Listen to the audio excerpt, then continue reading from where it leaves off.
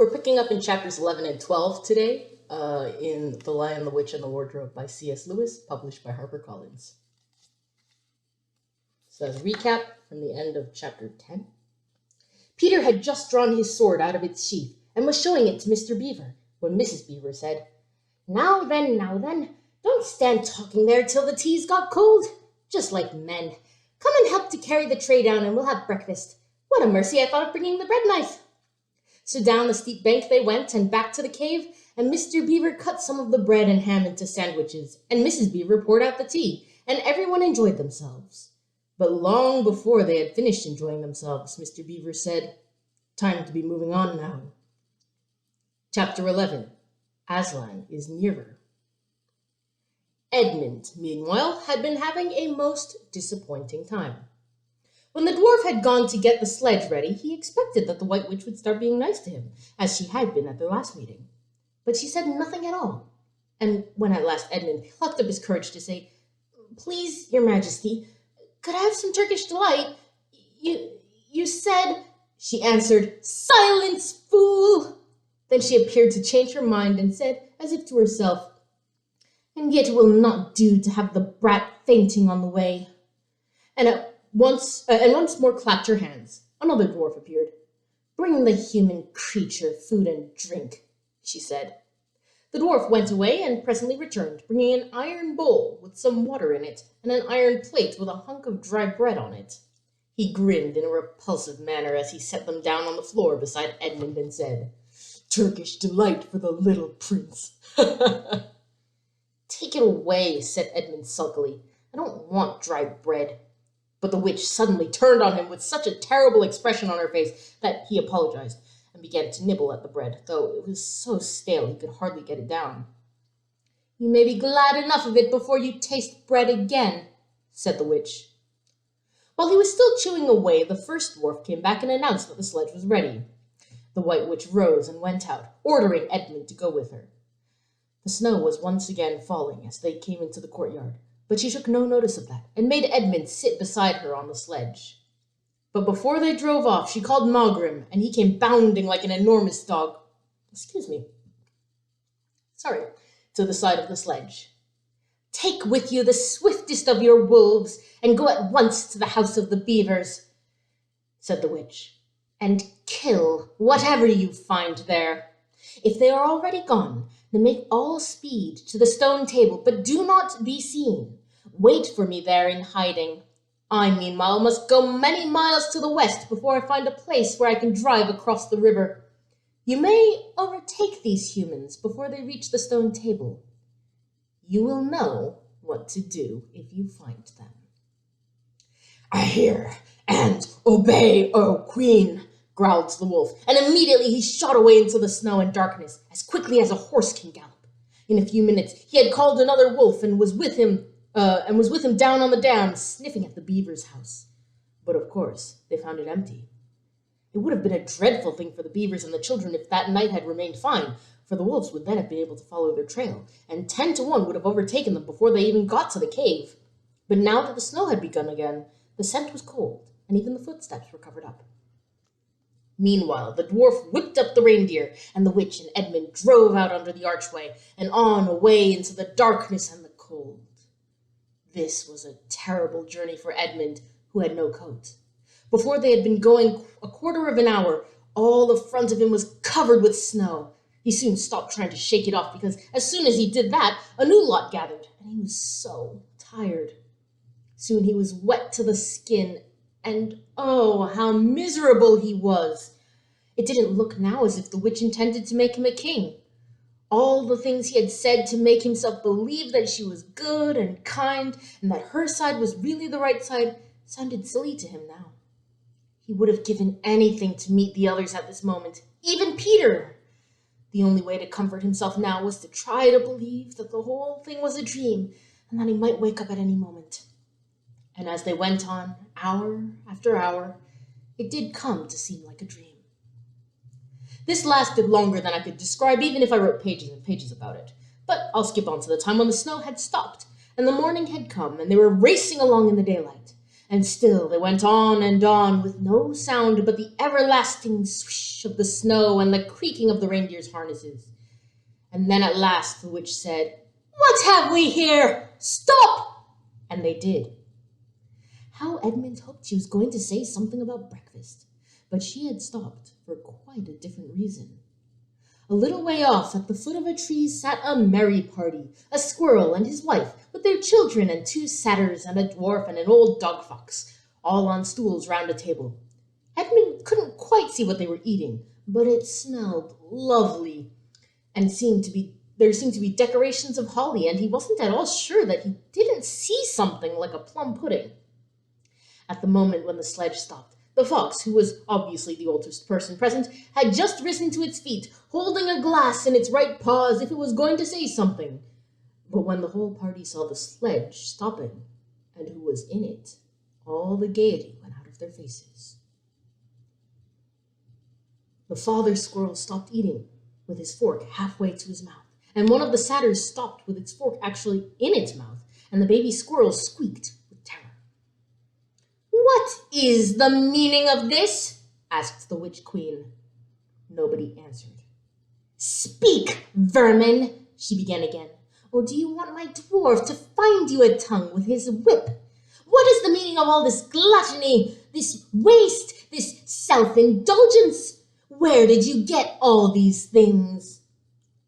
"Please, your majesty," said the fox, "we were given them, and if I might make so bold as to drink to your majesty's very good health—" "Who gave them to you?" said the witch. "Father Christmas," stammered the fox. "What?" roared the witch, springing from the sledge and taking a few strides nearer to the terrified animals. "He has not been here! He cannot have been here! How dare you?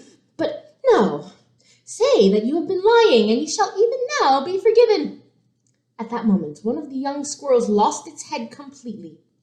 He has! It squeaked, beating its little spoon on the table. Edmund saw the witch bite her lips so that a drop of blood appeared on her white cheek. Then she raised her wand. "Oh, don't, please don't," shouted Edmund. But even while he was shouting, she had waved her wand, and instantly where the merry party had been, there were only statues of creatures, one with its stone fork fixed forever halfway to its stone mouth, seated round a stone table, on which there were stone plates and a stone plum pudding. "As for you," said the witch, giving Edmund a stunning blow across the face as she remounted the sledge, "let that teach you to ask favor for spies and traitors. Drive on!" And Edmund, for the first time in this story, felt sorry for someone beside himself.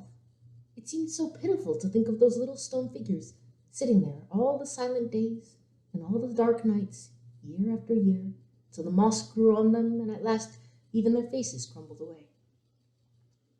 Now they were steadily racing on again, and soon Edmund noticed that the snow which splashed against them as they rushed through it was much wetter than it had been all last night.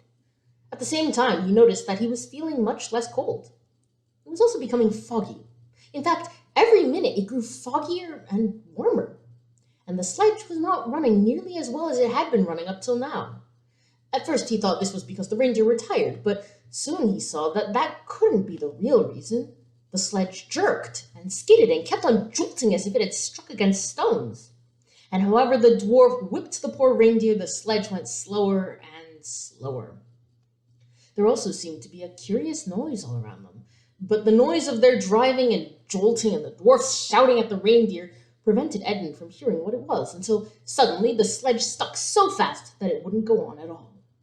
When that happened, there was a moment's silence, and in that silence, Edmund could at last listen to the other noise properly.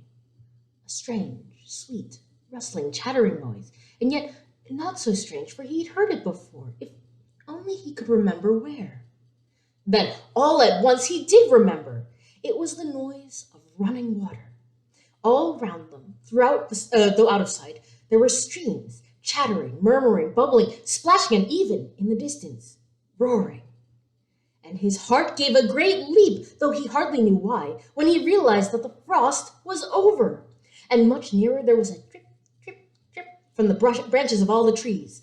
And then, as he looked at one tree, he saw a great load of snow slide off it, and for the first time since he had entered Narnia, he saw the dark green of a fir tree.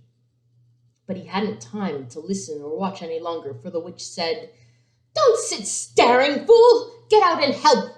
And, of course, Edmund had to obey. He stepped out into the snow, but it was really only slush by now, and began helping the dwarf to get the sledge out of the muddy hole it had got into. They got it out in the end, and by being very cruel to the reindeer, the dwarf managed to get it on the move again, and they drove a little further. And now the snow was really melting in earnest, and patches of green grass were beginning to appear in every direction. Unless you have looked at a world of snow as long as Edmund had been looking at it, you will hardly be able to imagine what a relief those green patches were after the endless white. Then the sledge stopped again. "It's no good, your majesty," said the dwarf. "We can't sledge in this thaw." "Then we must walk," said the witch. "We shall never overtake them walking," growled the dwarf. "Not with the start they've got." "Are you my counselor or my slave?" said the witch. "Do as you're told. Tie the hands of the human creature behind it and keep a hold of the end of the rope. And take your whip. And cut the harness of the reindeer. They'll find their own way home." The dwarf obeyed, and in a few minutes Edmund found himself being forced to walk as fast as he could with his hands tied behind him. He kept on slipping in the slush and mud and wet grass, and every time he slipped, the dwarf gave him a curse and sometimes a flick with the whip. The witch walked behind the dwarf and kept on saying, "Faster! Faster!" Every moment the patches of green grew bigger and the patches of snow grew smaller. Every moment more and more of the trees shook off their robes of snow. Soon, wherever you looked, instead of white shapes, you saw the dark green of firs, or the black prickly branches of bare oaks and beeches and elms. Then the mist turned from white to gold, and presently cleared away altogether. Shafts of delicious sunlight struck down onto the forest floor, and overhead you could see a blue sky between the treetops. Soon there were more wonderful things happening. Coming suddenly round a corner into a glade of silver birch trees, Edmund saw the ground covered in all directions with little yellow flowers, celandines. The noise of water grew louder. Presently they actually crossed a stream. Beyond it they found snowdrops growing. "Mind your own business," said the dwarf when he saw that Edmund had turned his head to look at them, and he gave the rope a vicious jerk. But of course this didn't prevent Edmund from seeing. Only 5 minutes later he noticed a dozen crocuses growing round the foot of an old tree, gold and purple and white. Then came a sound even more delicious than the sound of the water. Close beside the path they were following, a bird suddenly chirped from the branch of a tree.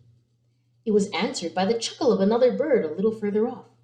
And then, as if that had been a signal, there was chattering and chirping in every direction, and then a moment of full song, and within 5 minutes the whole wood was ringing with birds' music, and wherever Edmund's eyes turned, he saw birds alighting on branches, or sailing overhead, or chasing one another and having their little quarrels, or tidying up their feathers with their beaks. "Faster! Faster!" said the witch. There was no trace of the fog now.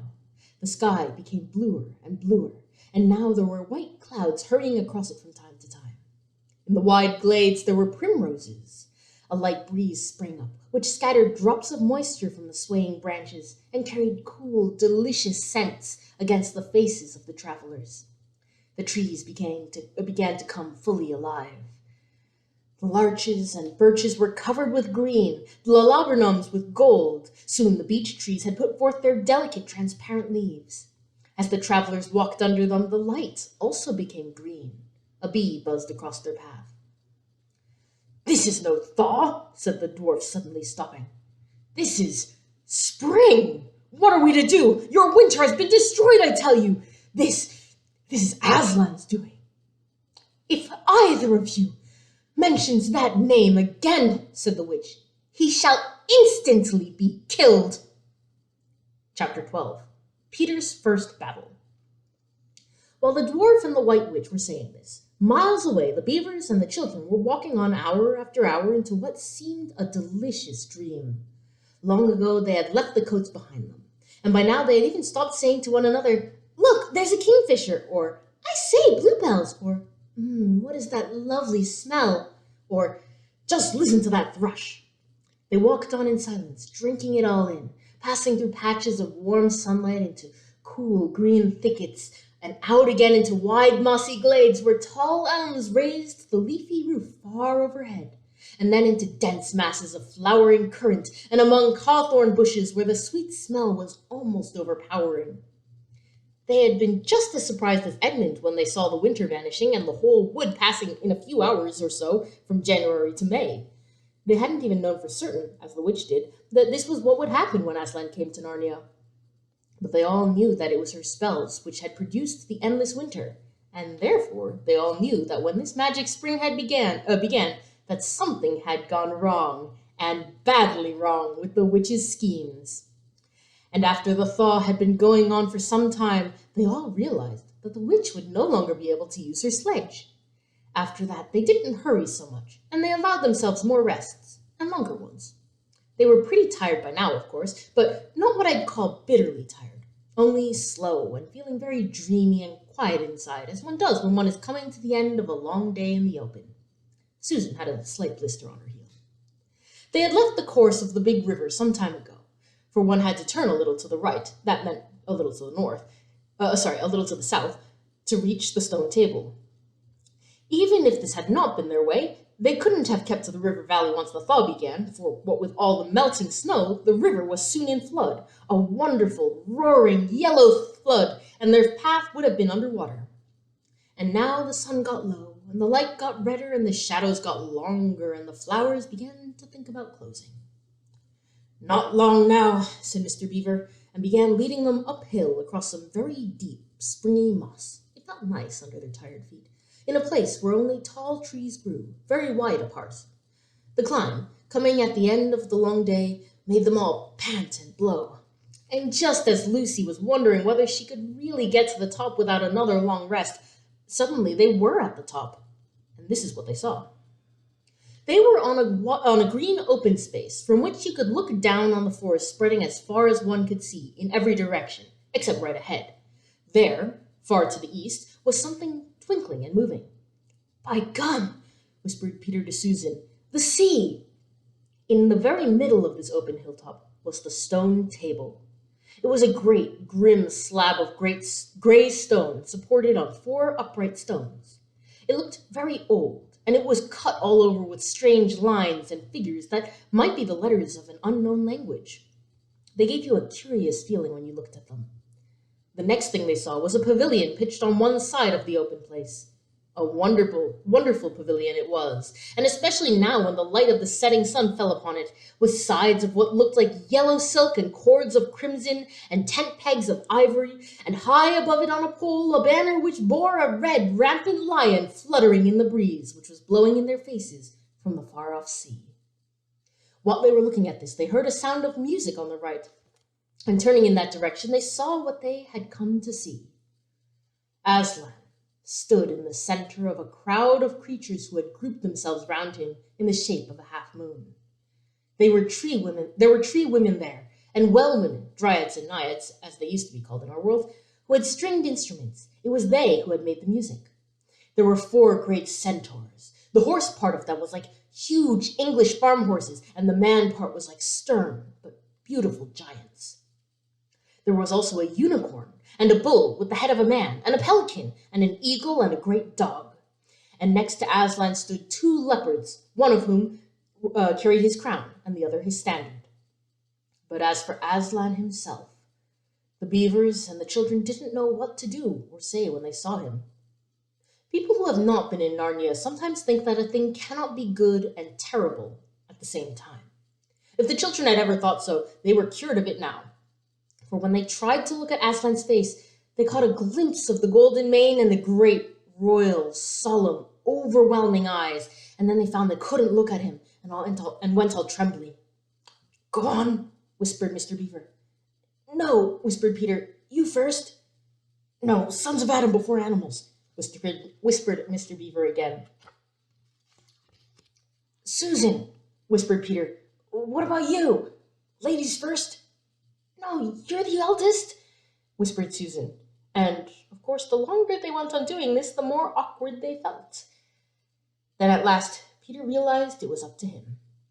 He drew his sword and raised it to the salute and hastily saying to the others, "Come on, pull yourselves together," he advanced to the lion and said, "We have come, Aslan." "Welcome, Peter, son of Adam," said Aslan. "Welcome, Susan and Lucy, daughters of Eve. Welcome, he beaver and she beaver." His voice was so deep and rich and somehow took the fidgets out of them. They now felt glad and quiet, and it didn't seem awkward to them to stand and say nothing. "But where is the fourth?" asked Aslan. "He has tried to betray them and join the White Witch, O Aslan," said Mr. Beaver. And then something made Peter say, "That was partly my fault, Aslan. I was angry with him, and I think that helped him to go wrong." And Aslan said nothing either to excuse Peter or to blame him, but merely stood looking at him with his great unchanging eyes. And it seemed to all of them that there was nothing to be said. "Please, Aslan," said Lucy, "can anything be done to save Edmund?" "All shall be done," said Aslan, "but it may be harder than you think." And then he was silent again for some time. Up to that moment, Lucy had been thinking how royal and strong and peaceful his face looked. Now it suddenly came into her head that he looked sad as well. But the next minute that expression was quite gone. The lion shook his mane and clapped his paws together.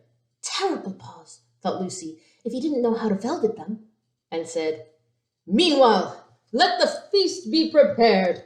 Ladies, take these daughters of Eve to the pavilion and minister to them." When the girls had gone, Aslan laid his paw, and though it was velveted, it was very heavy, on Peter's shoulder, and said, "Come, son of Adam, and I will show you a far-off sight of the castle where you are to be king." And Peter, with his sword still drawn in his hand, went with the lion to the eastern edge of the hilltop. There a beautiful sight met their eyes. The sun was heading behind their backs. That meant that the whole country below them lay in the evening light, forest and hills and valleys, and, winding away like a silver snake, the lower part of the great river. And beyond all this, miles away, was the sea, and beyond the sea the sky, full of clouds which were just turning rose color with the reflection of the sunset. But just where the land of Narnia met the sea, in fact, at the mouth of the great river, there was something on a little hill, shining. It was shining because it was a castle, and of course the sunlight was reflected from all the windows which looked toward Peter and the sunset. But to Peter, it looked like a great star resting on the seashore. "That, O man," said Aslan, "is Cair Paravel of the Four Thrones, in one of which you must sit as king. I show it to you because you are the firstborn, and you will be high king over all the rest." And once more Peter said nothing, for at that moment a strange noise woke the silence suddenly. It was like a bugle, but richer. "It is your sister's horn," said Aslan to Peter in a low voice, so low as to almost be a purr, if it is not disrespectful to think of a lion purring. For a moment Peter did not understand. Then, when he saw all the other creatures start forward and heard Aslan say with a wave of his paw, "Back! Let the prince win his spurs!" he did understand, and set off running as hard as he could to the pavilion. And there he saw a dreadful sight. The naiads and dryads were scattering in every direction. Lucy was running towards him as fast as her short legs would carry her, and her face was as white as paper. Then he saw Susan make a dash for a tree and swing herself up, followed by a huge gray beast. At first, Peter thought it was a bear. Then he saw that it looked like an Alsatian, though it was far too big to be a dog. Then he realized that it was a wolf, standing on its hind legs with its front paws against the tree trunk, snapping and snarling. All the hair on its back stood up on end. Susan had not been able to get higher than the second big branch. One of her legs hung down so that her foot was only an inch or two above the snapping teeth. Peter wondered why she did not get higher, or at least make a better grip. Then he realized that she was just going to faint, and that if she fainted, she would fall off. Peter did not feel very brave. Indeed, he felt he was going to be sick, but that made no difference to what he had to do. He rushed straight up to the monster and aimed a slash of the sword at his side. That stroke never reached the wolf. Quick as lightning, it turned around, its eyes flaming, its mouth wide open in a howl of anger. If it had not been so angry with that it simply had to howl, it would have got him by the throat at once. As it once, though all this happened far too quickly for Peter to think at all, He had just time to duck down and plunge his sword as hard as he could between the brute's forelegs into its heart. Then came a horrible, confused moment like something in a nightmare. He was tugging and pulling, and the wolf seemed neither alive nor dead, and its bared teeth knocked against his forehead, and everything was blood and heat and hair. A moment later, he found that the monster lay dead, and he had drawn his sword out of it and was straightening his back and rubbing the sweat out of his face and out of his eyes. He felt tired all over. Then, after a bit, Susan came down from the tree. She and Peter felt pretty shaky when they met, and I won't say there wasn't kissing and crying on both sides, but in Narnia no one thinks any the worse of you for that. "Quick! Quick!" shouted the voice of Aslan. "Centaurs! Eagles! I see another wolf in the thickets. There, behind you! He has just started away. After him, all of you! He will be going to his mistress. Now is your chance to find the witch and rescue the fourth son of Adam." And instantly, with a thunder of hooves and a beating of wings, a dozen or so of the swiftest creatures disappeared into the gathering darkness.